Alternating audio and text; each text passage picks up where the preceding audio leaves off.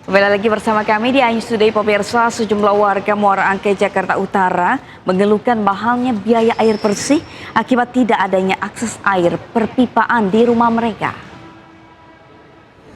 Ya, warga Muara Angke, Jakarta Utara harus beli air gerobak untuk mendapatkan air bersih.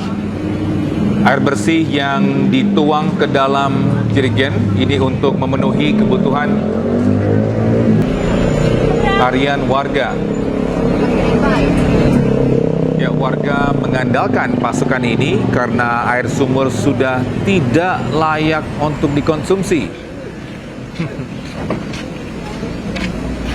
Ya, bahkan di tempat lelangan ikan masuk. Kita udah lama sih nggak liputan. Muara Angke pun belum dilengkapi fasilitas air bersih dan hanya menyediakan air asin dari laut.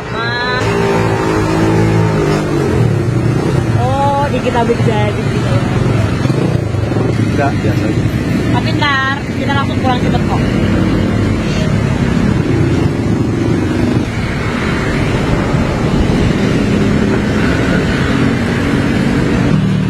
Ini mau dikirim gambarnya nggak?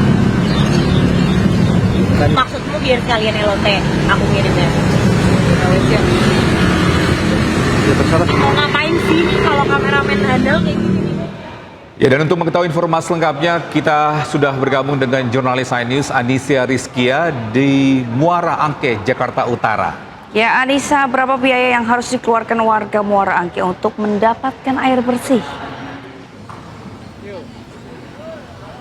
Togi, Sabrina dan juga pemirsa, saat ini saya berada di pemukiman warga, tepatnya di Muara Angke, Jakarta Utara.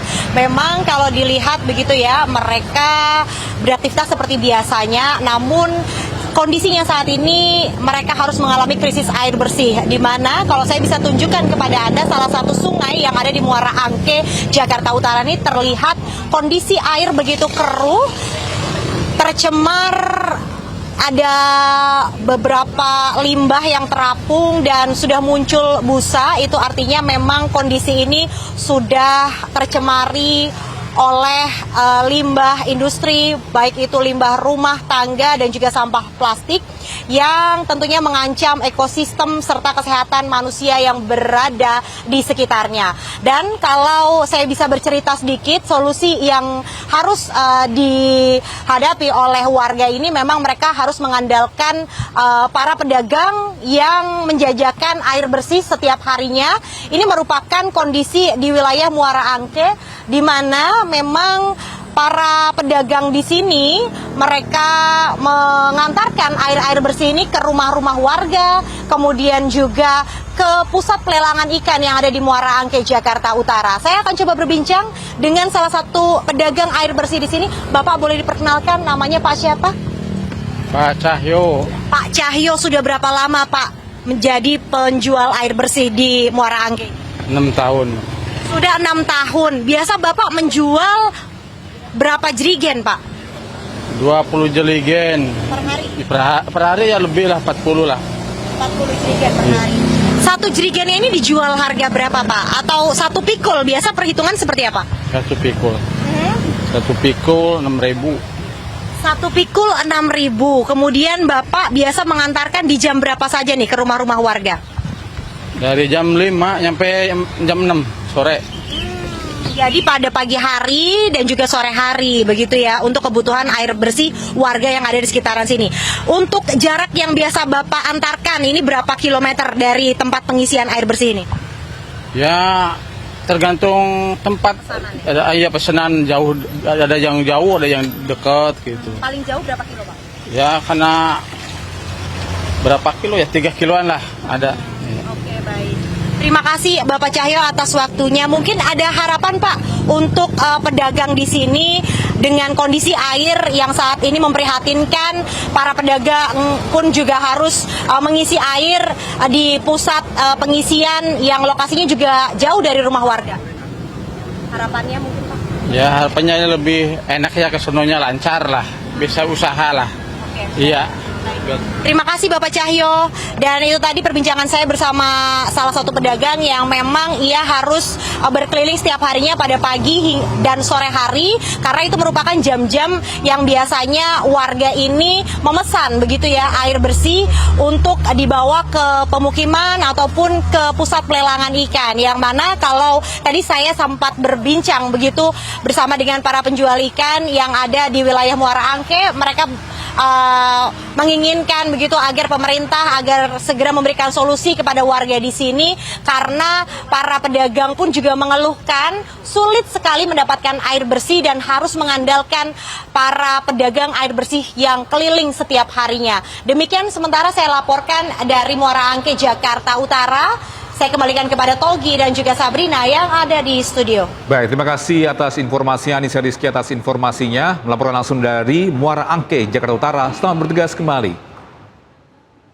Pemirsa, Wakil Gubernur DKI Jakarta Rano Karno membagikan secara simbolis 146 kartu layanan gratis kepada para penyandang disabilitas. Ya, pembagian kartu layanan gratis atau KLG kepada penyandang disabilitas digelar untuk menyambut Hari Penyandang Disabilitas Internasional yang diperingati setiap 3 Desember. Menurut Rano, rangkaian peringatan Hari Penyandang Disabilitas Internasional merupakan bentuk nyata komitmen Pemprov DKI untuk mewujudkan kota yang inklusif dan ramah bagi semua.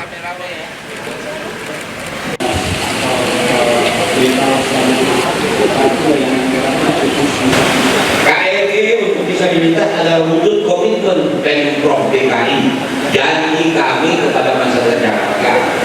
Nah, mudah-mudahan harapan dengan kartu ini dapat mendukung perjalanan teman-teman disabilitas menjadi lebih mudah, lebih aman, lebih nyaman, dan lebih. Ya, kita balik informasi lain. Pemirsa, pemilik warung makan di Kota Malang, Jawa Timur menggratiskan makanan untuk mahasiswa rantau asal Sumatera yang terdampak bencana. Mahasiswa pun menyambut antusias karena di tengah bencana uang saku mereka terhambat.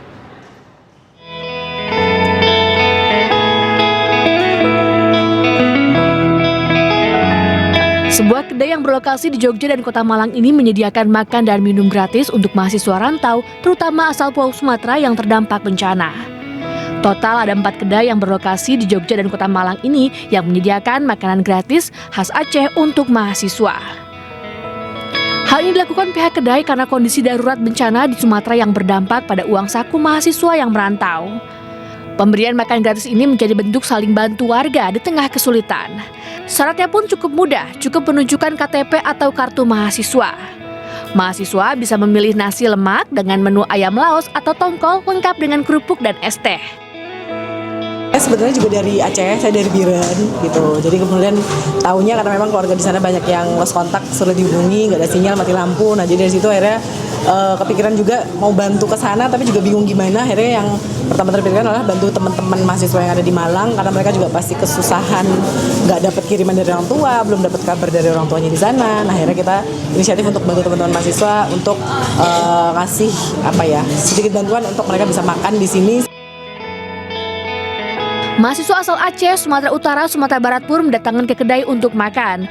Mereka bersyukur meski uang kiriman dari keluarga terhambat, namun mereka tertolong untuk makan sehari-hari. Alhamdulillah dengan ada program ini untuk kami yang mahasiswa yang terdampak memberi dapat bantuan dan juga keringanan lah untuk bisa jadi sekedar hanya untuk makan bisa dapat bantuan.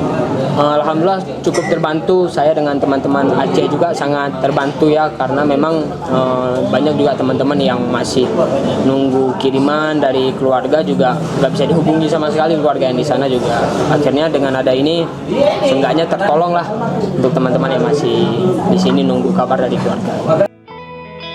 Pemberian makan gratis ini tidak terbatas waktu karena kondisi bencana di Sumatera yang belum pulih. Upaya warga bantu warga ini menjadi pengingat bersama bahwa empati menjadi dasar sama manusia untuk saling menolong meski terpisah jarak. Dari Malang, Jawa Timur, Deni